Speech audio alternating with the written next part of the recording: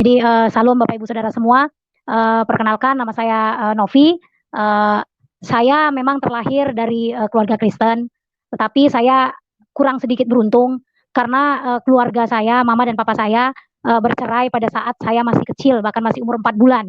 Jadi saya nggak sempat kenal, papa saya gitu. Jadi saya itu dibesarkan, oleh keluarga nenek yang memang sudah Kristen, di awal gitu.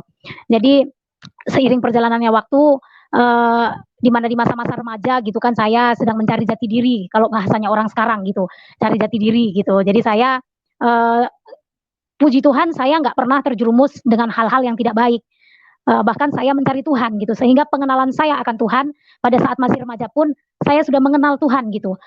Tetapi berjalan seiringnya waktu, saya bercerita sedikit tentang masa lalu saya, mama papa saya tadi saya, bilang sudah berpisah sejak saya umur 4 bulan, jadi saya nggak pernah mengenal mama saya, nggak pernah mengenal papa saya, tapi saya juga tidak tinggal dengan mama saya, walaupun kami satu kota, tapi saya nggak pernah tinggal satu rumah, satu atap dengan mama saya. Jadi pada saat itu usaha keluarga kami, bangkrut, kami harus pindah dari satu kota ke kota yang lain karena memang, kakek saya itu jiwanya pengusaha, kalau dia memang, bangkrut, dia nggak mau dilihat orang gitu. Jadi dia harus pindah ke tempat yang lain gitu, memulai usaha yang baru gitu. Jadi singkat ceritanya waktu itu di sekitar tahun 1998, saya pada saat itu remaja masa, kelas 2 SMA, saya sudah, mama saya waktu itu, eee supaya jangan bingung gini, mama saya dan papa saya pisah, papa saya menikah dengan orang Jawa dan, mama saya masuk muslim gitu. Mama saya masuk muslim, papa saya juga ya saya belum ketemu memang tapi, papa saya juga masuk muslim gitu. Jadi saya melihat bagaimana kekacauan rumah tangga mama saya gitu. Mama saya nikah dengan, muslim yang bukan malah membimbing mama saya masuk ke dalam jalan yang benar, malah justru bawa mama saya, ke jalan hidup yang memang saya nggak pernah pikirkan gitu.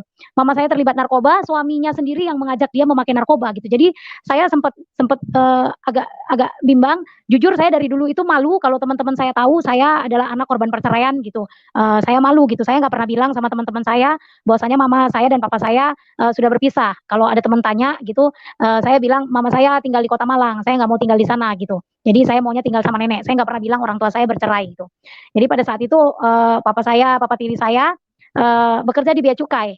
Jadi karena banyak uang mungkin menyalahgunakan bisa pakai narkoba gitu. Jadi mereka rumah tangganya agak ini bahkan sampai dipecat dari bea cukai, mereka pindah ke Bekasi, berarti satu kota dengan saya gitu. Begitu mereka pindah ke Bekasi dan saya harus tinggal dengan orang tua saya. Di situ saya melihat bagaimana gitu, mama saya hidupnya nggak damai. Jujur saya mencari seorang, sosok sosok bapak gitu yang nggak pernah saya dapatkan. Saya rindu saya memiliki figur bapak yang nggak pernah saya dapatkan gitu. Jadi waktu itu saya sudah, berkenalan dengan, suami saya yang sekarang. Jadi saya, eee, merasa saya bisa mendapatkan sosok, bapak dari suami saya gitu. Jadi pada waktu itu saya memang berdoa juga, Bapak Ibu Saudara, saya berdoa, dia waktu itu mau dipindah, mau kerja di Pekanbaru, saya bilang, "Saya mau ikut kamu," saya bilang gitu. "Terus orang tuamu gimana? Kamu kan masih di bawah, orang tua saya sudah cukup umur pada saat itu, tapi saya putuskan pada saat itu, aku ikut kamu," saya bilang gitu. Jadi, singkat ceritanya, keluarga suami saya yang mengislamkan saya gitu. Mertua saya datang dari Jakarta, pada saat itu saya dinikahkan, saya masuk Islam. Jadi pada saat saya masuk Islam, saya nggak mau jadi orang yang asal-asalan. Saya merasa itu keputusan yang sangat besar dalam hidup saya, bahkan saya berdoa, saya minta petunjuk sama Tuhan, tapi seolah-olah nggak ada jawaban, seolah-olah, Tuhan pun nggak ngomong apa-apa sama saya gitu. Jadi saya, ambil keputusan, saya tahu ini keputusan yang besar dalam hidup saya tahu ini bawa dampak, pengaruh seumur hidup, saya harus komitmen. Jadi saya pada saat itu, oke, saya putuskan saya masuk Islam, maaf bukan karena harta, bukan karena apapun, tidak, saya memang rindu figur seorang bapak. Hanya itu saja karena di rumah saya nggak dapet gitu. Bagaimana papa tiri saya itu, ya namanya orang udah kena narkoba juga nggak bisa waras gitu pemikirannya, suka marah-marah di rumah, nggak boleh dengar anak, ribut sementara adik-adik, saya pada saat itu masih kecil gitu. Jadi saya benar-benar kehilangan figur seorang bapak. Jadi saya meninggalkan Tuhan pada saat itu bukan karena harta, bukan karena, uang juga bukan, tapi karena saya rindu benar-benar sosok seorang bapak yang saya nggak pernah dapatkan dari kecil. Jadi pada saat itu saya diislamkan, saya juga nggak mau main-main, saya sholat, saya belajar Iqra, saya belajar tentang, agama, Saya nggak mau main-main. Kalau saya sudah ambil keputusan, saya harus benar-benar bertanggung jawab. Itu yang saya pegang pada saat itu. Tapi seiring berjalannya waktu, saya agak bingung. eh, ini Tuhan, saya sekarang ada di mana gitu. Saya bingung. Jadi waktu itu kami kerja di pabrik kelapa sawit pada saat itu. Jadi ada perwiritan di rumah teman, dia undang ustadz. Pada saat itu nenek saya dari pihak papa saya itu meninggal. Jadi sebelum waktu masuk Kristen itu papa saya cari saya ke Bekasi. Jadi teman-teman saya bilang Novi sudah menikah. Jadi dia antar ke rumah mertua saya. Papa saya cari saya ke Pekanbaru. Jadi waktu itu saya sempat ketemu dengan papa saya. Bahkan papa saya juga sudah Islam. Jadi pada saat itu ketidakmengertian saya pikir ya kami semua keluarga sudah jadi Muslim gitu. Saya pikir memang inilah jalan Tuhan buat saya. Jadi makanya saya nggak mau main-main juga. Saya benar-benar saya belajar Iqra, saya belajar Al-Quran. Dan pada saat itu saya punya bapak angkat dulu di sini. Saya punya bapak angkat, begitu saya tamat Iqra, dia kasih saya Al-Quran yang ada terjemahan bahasa Indonesianya, tapi banyak hal yang saya tidak mengerti gitu. Jadi setelah saya pelajari, setelah saya dalami, saya awalnya memang saya trauma dengan pernikahan yang gagal gitu. Jangan sampai anak saya mengalami seperti apa yang saya alami, karena memang benar-benar gak enak gitu. Tinggal sama yang bukan orang tua kita sendiri. Banyak hal yang saya alami gitu. Jadi saya trauma dengan pernikahan yang gagal.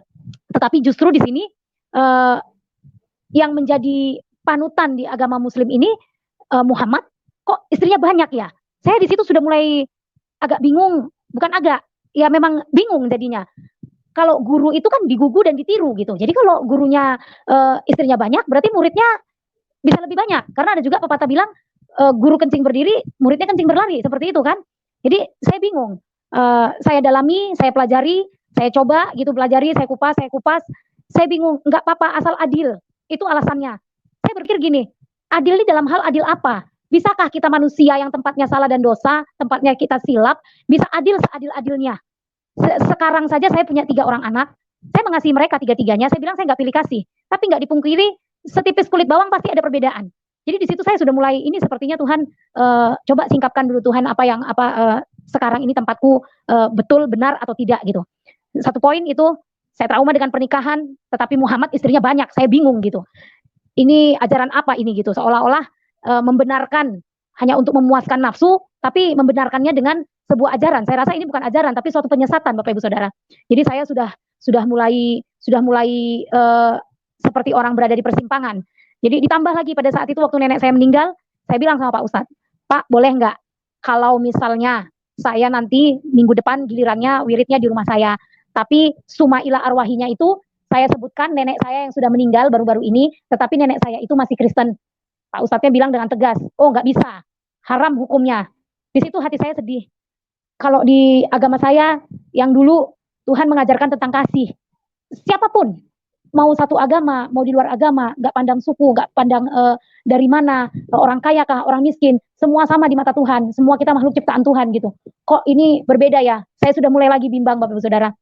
Terus saya di situ memang benar-benar terpukul karena saya mikir nenek saya yang membesarkan saya pada saat itu juga masih Kristen. Karena saya memang nggak sungguh-sungguh, berarti saya nggak bisa doakan karena memang di ajaran mereka ya doa anak soleha katanya bisa mengantarkan orang tuanya masuk surga. Nggak segampang itu juga gitu kan. Saya pikir sementara di ajaran kita ya selama orang tua kita hidup banyak-banyak doakan gitu. Banyak-banyak kalau sudah mati ya udah nggak ada urusannya lagi. Saya di situ mulai bersedih. Saya nggak bisa sudah mulai bimbang. Tadinya bimbang sedikit, sekarang jadi agak bimbang banyak gitu. Terus saya pada saat itu pernah mengalami kesesakan. Siapa sih nggak mengalami persoalan gitu kan? Saya mengalami kesesakan dan satu hal saya pada saat itu sedang saya sedang datang bulan gitu kan.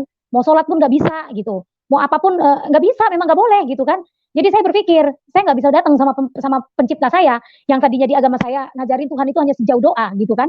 Saya nggak bisa datang. Terus saya berpikir gini, ya kalau memang hari ini itu Tuhan datang, Allah datang, ketinggalan dong saya karena saya memang sedang tidak kudus dalam arti mereka ya bukan, saya pikir itu kan hanya badani gitu. Kalau kudus di agama saya yang lalu ya bukan begitu, perkataan kita, perbuatan kita, hidup kita gitu. Kok ini cuma hanya masalah, jadi kalau hari ini Tuhan datang, saya dalam keadaan sedang datang bulan, saya nggak terangkat dong, saya tinggal dong masuk neraka. Kok Tuhan itu kejam banget gitu kan, kok hanya cuman begitu doang gitu. Saya sudah mulai tambah lagi kebimbangan dalam pikiran saya merasa kalut, saya merasa kayaknya saya nggak bener nih di sini, tapi saya coba bertahan. Terus suatu saat saya dapat yang namanya di komplek biasalah ibu-ibu gitu kan, agak diceritain gitu, diomongin sedikit difitnah gitu kan. Terus saya ngadu sama teman saya, aku diomongin gini gini gini gini. Padahal aku nggak begitu loh, saya bilang gitu. Terus dia ngajarin saya gini, kamu sholat tahajud tengah malam, kamu berdoa, kamu nangis sama Allah, kamu minta sama Allah, nanti pasti Allah balaskan berkali lipat daripada apa yang kamu pikirkan tentang orang itu. Saya bukan makin semangat untuk saya datang untuk sholat, tapi saya justru malah tambah bingung gitu. Kalau di agama saya yang dulu, Tuhan bilang, kalau kamu ditampar pipi kiri, kasih pipi kanan. Ampuni musuhmu, mengampuni, mengampuni, mengampuni gitu. Saya semakin bingung, nggak ada damai sejahtera, nggak ada sukacita. Saat saya memang betul-betul perlu Tuhan, hanya terhalang, hanya masalah datang bulan, saya nggak bisa datang sama Tuhan. Saya benar-benar bingung gitu. Ini Tuhan, Tuhan izinkan aku berjalan di sini udah sekian tahun, nggak main-main. Tapi kok justru semakin saya dalami, ya semakin nggak benar, semakin rumit, semakin nggak terterima oleh akal pikiran saya. Jadi saya belajar, saya terus belajar. Saya ada buku kebetulan dikasih waktu itu buku panduan untuk sholat karena memang saya nggak mengerti di awal gitu kan. Saya baca-baca, jadi ada tulisan Arabnya, ada juga tulisan bahasa Indonesianya gitu. Jadi pada saat itu bacaannya Allahumma ala Sayyidina Muhammad wa ala ali Muhammad kama sholaita ala Ibrahim wa ala ali Ibrahim innaka Hamidun Majid. Allahumma barik Muhammad kama barakta ala Ibrahim wa ala ali Ibrahim innaka Hamidun Majid. Saya baca pengertiannya. Ya Allah, berilah rahmat kepada Muhammad dan keluarganya, sebagaimana Engkau memberikan rahmat kepada Nabi Ibrahim. Ya Allah, berikanlah keberkahan kepada Muhammad, sebagaimana Engkau memberi keberkahan kepada Ibrahim. Saya semakin bingung, Bapak Ibu Saudara. Kenapa sampai saat ini kita disuruh mendoakan Muhammad? Memangnya Muhammad tidak di surga? Nah, kalau Tuhan bilang, aku saat ini sedang berada di sebelah kanan Bapa untuk menyediakan tempat bagimu. Ya Tuhan ada di surga, Tuhan ada di sana untuk menyediakan tempat bagi saya dan orang-orang percaya. Itu yang saya tahu gitu. Jadi begitu saya pelajari ini bacaan di dalam sholat, saya semakin bingung. Kenapa kok Muhammad minta didoakan supaya diberikan rahmat, diberikan keberkahan seperti Nabi Ibrahim? Saya bingung, apakah hidupnya tidak lebih baik daripada Nabi Ibrahim? Kok sampai dia sampai hari ini pun minta didoakan gitu dengan umat-umatnya? Seperti yang disampaikan Pak Yusuf tadi, Pastor Yusuf di awal gitu kan, ya terkoneksi juga dengan apa yang mau saya sampaikan gitu kan. Ya kita tahu kalau Ibrahim di Muslim di kita Abraham. Kita tahu Abraham diberkati gitu kan, luar biasa. Bahkan dia taat sampai anaknya yang tunggal pun dia mau kasih gitu kan. Sudah dapatnya lama, dia mau kasih. Kalau mungkin secara manusia kita rasa itu bukan suara Tuhan, tapi suara setan. Kita mau tengking cepat-cepat. Anak cuma semata wayang kok mau dipersembahkan pula gitu kan. Tapi kenapa di sini Muhammad berikan keberkahan seperti sebagaimana engkau memberikan keberkahan kepada Ibrahim? Apakah imannya nggak seperti Ibrahim? Atau mungkin memang dia tidak diberkati seperti Ibrahim? Saya jadi bingung. Semakin saya dalami semakin bingung. Semakin saya dalami semakin bingung. Jadi satu lagi saya pelajari lagi Ihdina Sirotol Mustaqim. Selalu diperkatakan Ihdina Sirotol Mustaqim dalam setiap sholat. Tuhan tunjukkanlah aku jalan yang lurus. Memangnya selama ini yang ditunjukkan itu bukan jalan yang lurus. Saya sempat berpikir, tapi ya puji Tuhan, saya memang dari dulu juga memang sudah belajar firman Tuhan. Ya, di sini Alkitab bertanya, Al-Quran bertanya, tunjukkan saya jalan yang lurus. Tuhan saya menjawab. Jadi Tuhan Yesus sendiri berkata, akulah jalan kebenaran dan hidup. Tidak ada satu orang pun yang sampai kepada Bapa kalau tidak melalui aku. Jadi saya serasa terkonfirmasi pada saat itu ada damai sejahtera, ada sukacita, ada ketenangan yang saya nggak pernah rasakan sebelumnya gitu. Saat Al-Quran bertanya, Tuhan menjawab gitu, seolah-olah seperti itu di dalam masa kebimbangan saya, di dalam masa persimpangan saya. Terus Allahumma ala Sayyidina Muhammad wa ala ali Sayyidina Muhammad, itu kan salawat Nabi yang selalu Muhammad suruh gitu setiap umatnya gitu bersalawat, diperbanyak. Yang saya lihat artinya itu ya rahmat senantiasa, semoga rahmat senantiasa tercurah kepada Muhammad. Saya bingung, apa Muhammad selama hidupnya tidak mendapat rahmat Tuhan? Jadi saya semakin bertanya, nggak ada kedamaian, nggak ada ketenangan, semakin bingung. Dan pada akhirnya saya ambil keputusan di tahun 2006 itu. Saya bilang sama suami saya mau berdagang. Pada saat itu suami saya kerja di pabrik kelapa sawit.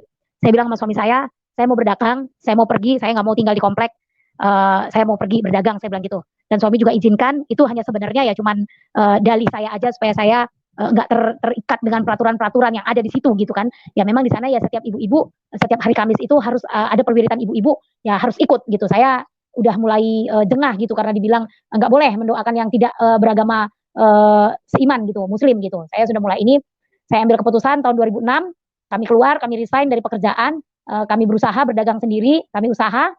Jadi pada saat itu kebetulan rumah kita aksesnya itu jalannya setiap hari saya melewati gereja, bahkan kalau mereka sedang ibadah itu terdengar sayup-sayup dari kamar kita gitu kan, dari rumah kita terdengar gitu.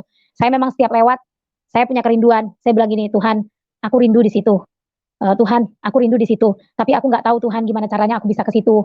Aku nggak tahu langkah apa yang aku harus ambil gitu. Jadi setelah sekarang saya Kristen, dan kebetulan juga saya di gereja pelayanan saya pendoa syafaat. Barulah saya mengerti, mungkin di gereja itu ada orang pendoa-pendoa syafaat yang senantiasa berdoa. Kalau saya sendiri pribadi selalu berdoa, lawatan Tuhan radius 2 kilometer ataupun lebih, biar lawatan Tuhan boleh melawat setiap orang yang berlalu lalang. Jadi begitu saya terima keselamatan, saya merasa sayalah orang yang menerima lawatan Tuhan. Nah, di saat saya berlalu lalang di depan gereja. Jadi pada saat itu di tahun 2006 ada gempa di Padang. Saya sedang duduk sama tetangga sebelah saya sedang duduk. Jadi gempanya terasa sampai waktu itu kita tinggal di Rantau Prapat. Saya berasa saya mual, saya pusing, saya mual. Padahal itu gempanya enggak sebesar waktu gempa di Aceh. Waktu gempa di Aceh itu juga saya sedang nonton TV, tapi saya enggak alami lawatan Tuhan. Saya enggak alami lawatan Tuhan. Saya merasa biasa aja. Padahal itu lebih dahsyat daripada gempa yang di Padang kemarin. Itu gelas-gelas di rak piring saya sampai semuanya bergoncang gitu kan. Jadi saya Tuhan belum jamah saya. Tapi waktu gempa di Padang itu Tuhan jamah saya. Saya merasa mual, saya pusing, saya mau muntah. Saya buka TV, dibilang teman saya, coba buka TV, lihat di mana gempanya. Jadi waktu itu kami buka Metro TV, jadi gempanya di Padang. Setelah kami nonton berita, tetangga saya pulang, saya merenung di dalam kamar tuh, saya merenung, saya bilang gini, Tuhan, kalau hari ini hari kiamat, tempatku di mana? Adakah surga bagiku? Dan selama ini memang dalam Muslim nggak dapet gitu. Amal baik, perbuatan baik, itu yang menyelamatkan. Rambut di belah 7, itu nanti jalan. Sama sekali nggak masuk di akal saya gitu. Boro-boro rambut di belah 7. Papan 1 aja kalau disuruh menyeberangi surga dan neraka, ya nggak ada yang selamat gitu. Jadi saya berpikir, sementara yang saya katakan tadi, Tuhan menjawab, akulah jalan kebenaran dan hidup, kata Tuhan, akulah roti hidup. Jadi pada saat itu saya sudah mulai bingung, saya sudah memang benar-benar sudah nggak merasa memang nggak ada damai sejahtera, nggak ada sukacita, nggak ada kedamaian, nggak ada ketenangan, nggak ada pegangan hidup, nggak ada sesuatu yang memberikan saya kepastian, nggak ada janji yang memberikan saya kepastian gitu. Pada saat nanti ini dunia berakhir, pada saat saya mati saya di mana, nggak ada kepastian gitu Bapak Ibu Saudara. Yang amal ibadah ditimbang, amal perbuatan baik ditimbang segala macam, saya nggak ada kepastian. Kok di dalam agama yang saya ikuti ini selama 7 tahun tidak ada janji-janji yang membuat saya pasti masuk surga, nggak ada janji-janji yang memberikan janji keselamatan yang benar-benar buat saya gitu. Saya mulai bingung. Terus kebetulan tetangga saya ngobrol dengan saya itu beberapa hari kemudian setelah kejadian itu, dia memang mau pergi, dia ada bisnis walet, memang kebetulan juga di Padang juga. Jadi dia mau pergi ke Padang, dia titip kunci dengan saya. Dia titip kunci, Nov, saya titip kunci. Siapa tahu aku lupa matikan air supaya airmu itu nggak terganggu karena kalau keran dia mengalir, keran ke kamar mandi saya itu agak kecil, jadi kami agak terganggu gitu. Jadi dia titip kunci. Jadi pada saat itu ya saya percaya itu juga pekerjaan Roh Kudus. Dia titip kunci sama saya. Terus waktu saya hidupkan air, memang benar air dia itu kerannya mengalir. Jadi saya buka kamar dia, rumah dia, saya matikan kerannya. Saya di situ lihat Alkitab dan buku Mana Surgawi. Hati saya seperti ada yang menarik gitu. Ada yang menarik gitu. Baca dong gitu. Saya rindu gitu kan. Terus saya ambil buku itu, saya baca pelan-pelan di Mana Surgawi itu. Ada satu ayat yang meneguhkan saya pada saat itu untuk saya boleh kembali sama Tuhan. Di Markus 8 ayat 35 sampai 36. Firman Tuhan berkata, karena siapa yang mau menyelamatkan nyawanya, ia akan kehilangan nyawanya. Tetapi barang siapa kehilangan nyawanya karena aku dan karena Injil, ia akan menyelamatkannya. Apa gunanya seorang memperoleh dunia, tetapi ia kehilangan nyawanya? Jujur sudah lama saya kepengen kembali sama Tuhan, tapi saya nggak tahu caranya, saya nggak tahu jalannya, saya nggak mengerti, saya takut sama keluarga saya takut sama suami saya nggak siap mengalami aniaya. Banyak hal yang saya pikirkan, sampai saya terkurung gitu, rasa-rasa terikat dengan ajaran yang saya nggak mengerti gitu. Jadi begitu saya baca itu, iman saya diteguhkan, saya benar-benar merasa yes, saya memang harus kembali sama Tuhan, karena memang disinilah ada jalan keselamatan dan kebenaran. Nggak rancu, guruku yang aku jadi panutan, Tuhan Yesus, dia setia sampai mati gitu, bahkan mati di kayu salib gitu kan, dia tanggung dosa-dosa saya gitu. Jadi saya nggak mau tahu lagi, saya nggak peduli kalaupun nanti suami saya harus ceraikan saya, kalaupun nanti orang tua yang memang notabene-nya mereka sudah masuk Islam semua, saya dibuang dari keluarga, saya nggak peduli.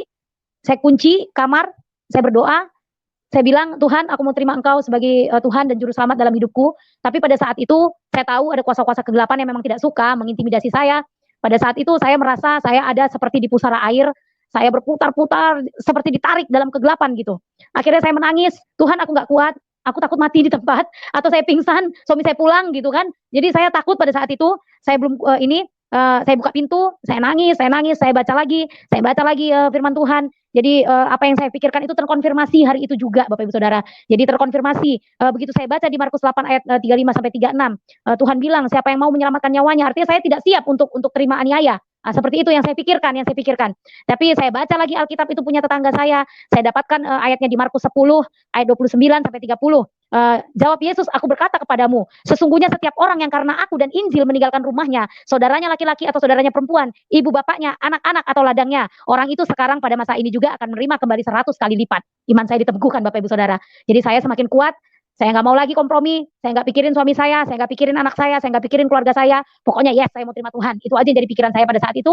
Beberapa hari kemudian tetangga saya yang itu kembali. Tetangga saya kembali pulang dari Padang. Saya kembalikan Alkitabnya. Kak, maaf, saya bilang, Alkitabmu sama bukumu aku ambil dan aku baca. Terus dia bilang, suamimu nanti gimana? Sekarang gini Kak, aku kemarin udah coba terima Tuhan, aku berdoa sendiri, tapi aku nggak tahan, saya ceritain apa yang saya alami sama dia. Tolong bawa saya ke gereja yang itu, yang saya sering lewat. Tolong bawa aku ke gereja itu, kebetulan dia juga berjemaat di situ. Tolong aku bawa ke gereja kakak, temukan aku sama hamba Tuhan di situ, aku mau terima Tuhan Yesus secara pribadi. Dek, coba pikir-pikir dulu. Dia bilang gitu sama saya, pikir-pikir dulu. Suamimu gimana? Keluargamu gimana? Anakmu gimana? Jangan nanti gara-gara keegoisanmu, rumah tanggamu berantakan. Saya memang agak terbuka sama tetangga saya ini, tapi kok bilang kok trauma? Kau nggak mau anakmu jadi korban perceraian seperti kau? Dia bilang gitu.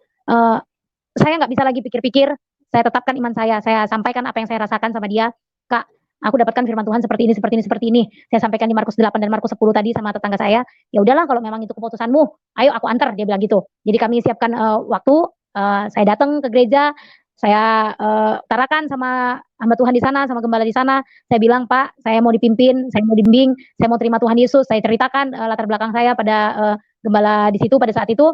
Jadi saya dituntun, saya ditumpang tanganin, saya terima kembali Tuhan Yesus. Di situ benar-benar saya rasakan ada kekosongan hati yang selama ini saya rasakan, yang diisi dengan sukacita yang melimpah, yang sebelumnya saya nggak pernah rasakan. Jadi ada sesuatu yang bekerja dalam diri saya merasa seperti ciptaan yang baru, saya merasa ada damai sejahtera, ada tenang, ada teduh, ada pokoknya sesuatu yang nggak pernah saya rasakan dulu gitu. Sekalipun saya berdoa, seolah tengah malam, jam 1 malam saya nangis bercucuran air mata, nggak pernah saya dapatkan rasa damai tentram yang seperti saya alami pada saat itu. Jadi saya merasa seperti orang yang tadinya dipasung atau diikat, yang dilepas gitu. Jadi saya merasa roh saya, jiwa saya itu lepas, merasa bebas gitu, merasa ada sesuatu yang nggak pernah saya rasakan gitu. Terus saya merasa ada selubung yang tersingkap gitu, semuanya jadi terang gitu. Terus semenjak itu saya diam-diam pergi ke gereja karena memang suami saya belum tahu. Saya diam-diam pergi ke gereja. Uh, Waktu itu begitu rindunya saya kasih mula-mula seperti orang fall in love sama Tuhan Yesus gitu kan. Setiap hari mau ketemu, setiap hari mau dengar firman, setiap hari aku mau di gereja itu saya angkat tangan, saya menyembah. Itu benar-benar ada, aduh, nggak bisa dibilangkan, nggak bisa diutarakan dengan kata-kata gitu. Kalau bisa 1 hari 8 kali ke gereja kalau boleh saya mau gitu kan. Tapi pada saat itu memang posisinya saya harus diam-diam supaya anak saya nggak bicara sama ayahnya. Saya harus titipin dulu anak saya supaya dia jangan tahu kalau saya ke gereja. Tapi pada saat itu roh saya nggak tahan. Ada seminar, kebetulan hamba Tuhan dari Singapura datang memberkati gereja kami untuk mengadakan seminar doa. Jadi karena memang saya rindu, benar-benar saya rindu, saya nggak ambil pusing, saya nggak ambil resiko lagi, nggak sembunyi-sembunyiin karena memang acaranya malam, saya nggak mungkin titipin anak saya ke orang lain. Jadi saya bawa anak saya pergi seminar. Saya pamitnya sama suami saya di rumah gitu karena suami sedang berdagang gitu, sedang jualan. Dan saya memang ya saya percaya itu juga pekerjaan Roh Kudus, Bapak Ibu Saudara. Jadi perkiraan saya itu suami saya akan pulang sekitar jam 10-an gitu. Jadi sempet lah kalau seminar cuma sampai jam 9. Sebelum suami saya pulang, saya sudah sampai di rumah gitu. Jadi pada saat itu ya memang itu saya tahu itu juga karya Roh Kudus, semua agar kebenaran juga terungkap gitu kan, agar kebenaran juga ya jangan disimpan gitu. Terang tuh nggak bisa disimpan gitu. Terang tuh harusnya bercahaya, harus di atas, nggak bisa di bawah tempat tidur, nggak bisa gitu kan. Jadi supaya ini suami saya pulang ya memang karena akses rumah kita itu memang lewat depan gereja itu, dia sudah mondar-mandir ternyata cari saya, sudah beberapa kali lewat situ. Dan kebetulan anak saya lagi main-main di tangga gereja, dia lihat ayahnya lewat, dia langsung panggil, ayah gitu. Suami saya kaget, ngapain di sini gitu. Dia samperin anak saya, disamperin, ngapain di sini, mana mama gitu. Mama di dalam, mama sedang berdoa. Anak saya bilang gitu. Itu hal yang gak pernah saya bayangkan sebelumnya. Suami saya marah di situ, dia ngamuk, dia teriak-teriak, dia gas-gas itu pada saat itu motornya. Dia bilang, keluarkan istriku, kalau nggak keluar aku bakar gerejamu. Dia sampai mau bakar gereja gitu kan. Dia sempat mau panggil teman-temannya gitu untuk bakar gereja gitu kan. Jadi saya ketakutan, saya nangis di dalam, saya nggak siap akan apa yang saya alami, saya nggak siap. Tetapi hamba-hamba Tuhan di sana, rekan-rekan pengerja di sana, mereka tumpang tangan, mereka doakan saya, mereka nasihatin saya, Ibu jangan melawan, Ibu diam aja, biar nanti Roh Kudus yang menuntun Ibu untuk bicara sama suami Ibu. Kalaupun Bapak marah, Ibu berdoa saja, nggak usah keluar sepatah kata pun, nggak usah membela diri. Saya ingat saya pegang itu biar Roh Kudus yang berbicara gitu kan. Jadi sepanjang saya dibonceng sama suami saya tuh, saya berdoa, "Tuhan jamah hatinya Tuhan, tolong aku." Saya nggak ngomong. Padahal aslinya saya ini, ya karena pendoa memang biasanya agak cerewet kayak gitu. Tapi pada saat itu saya nggak bisa gitu. Memang benar-benar Roh Kudus yang ngajarin saya gitu. Saya diam, Tuhan tolong saya, Tuhan tolong saya. Itu aja yang bisa saya ucapkan. Tuhan jamah suamiku, Tuhan tolong saya. Hanya itu aja yang saya ucapkan. Sampai di rumah suami saya marah, pakaian saya semua dibuang, lemari dipecahin. Ada waktu itu kita punya gitar, dia pecahin itu lemari, gitar dipecahin, dia usir saya, dia maki-maki saya. Tapi saya diam aja, dia diam. Pada akhirnya pada saat udah suami saya sudah mereda, dia tanya sama saya gitu. Sekarang mau apa? Dia bilang gitu. Aduh, di situ memang benar-benar Roh Kudus yang bekerja. Roh Kudus mengajari saya berbicara. Saya bilang aku mau balik ke Kristen. Saya hanya bilang seperti itu. Uh, Selama 7 tahun ini sudah saya jalani ya memang nggak dapat apa-apa gitu. Saya bilang pokoknya aku kalau ditanya mau saya apa ya, cuman saya mau kembali sama Tuhan. Itu aja saya menjawab. Dan akhirnya suami saya minta maaf sama saya. Tapi ya nggak berhenti di situ juga. Uh, Boleh kau masuk kembali lagi ke Kristen, jangan bawa anak. Suami saya ultimatum begitu, anakmu nggak boleh dibawa. Ya oke, saya pikir karena saya memang ya dari awal juga nggak sungguh-sungguh gitu. Kalau ini saya berpikir saya pegang firman Tuhan, satu orang bertobat seisi rumah diselamatkan. Yes, Tuhan kalau aku diselamatkan, pastilah seisi rumahku diselamatkan. Hanya itu saja yang saya pegang dan akhirnya sampai juga kepada keluarga saya. Tapi lama sebelumnya itu setelah suami saya tanya, kamu maunya apa? Saya bilang saya mau kembali sama Tuhan saya. Saya mau balik Kristen, saya bilang gitu. Begitu dia persilakan, silakan pergi ke gereja. Di situ saya benar-benar sukacita, apa yang saya pikirkan itu nggak terjadi gitu. Yang saya bayangkan itu mungkin suami saya bakar saya hidup-hidup, atau suami saya tampar saya, atau suami saya ceraikan saya. Memang pada saat itu marah-marah luar biasa gitu. Sampai buku nikah kita pun dirobek-robek gitu kan. Jadi saya hari pertama saya pergi ke gereja dengan terang-terangan, saya sukacita, saya kayak orang mau ketemu pacar. Hari Minggu ke gereja, hari Sabtu itu saya sudah prepare mau pakai baju apa, saya mau aduh seperti sukacita banget gitu, nggak pernah saya rasakan. Begitu sampai saya di gereja, hamba Tuhan itu khotbah tentang anak yang hilang.